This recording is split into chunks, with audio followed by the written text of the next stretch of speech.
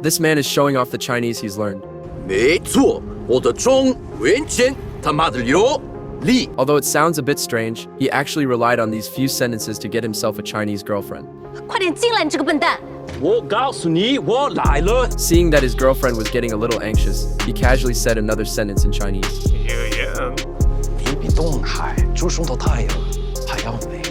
The two of them walked into the house while chatting, leaving Will by himself. However, on his first day as a cop, he felt a bit lost, so he stayed in the patrol car waiting for his partner to come out, until the police radio woke him up. Вызываю патруль 2, вызываю патруль 2. Someone had called 911, and the captain told them to head over immediately, but didn't say what type of case. It was only that it was code 1115. Will didn't know what that meant, so he shouted for Terry to come out. But no matter how much Will honked, there was no movement inside the house. Helpless, he had no choice but to go knock on the door. Терри!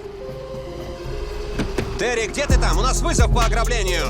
That's when an awkward scene happened. Not only did Terry not come out, but he happened to run into the woman's husband. Realizing things were bad, Will hurried back to the car and sped away, not even bothering to wait for Terry. Will arrived at the reported location alone. Based on his understanding, there should have been a home invasion here. So he rushed into the house with his gun drawn without hesitation. But to his surprise, nothing had actually happened here. That numerical code did not mean a home invasion, and so a chain of coincidences led to an unexpected accident. One person was trying hard to find a robber, while the other was wearing headphones and couldn't hear anything outside. When Will walked upstairs, the lady of the house happened to be bending over to pick up the ingredients she had dropped on the floor.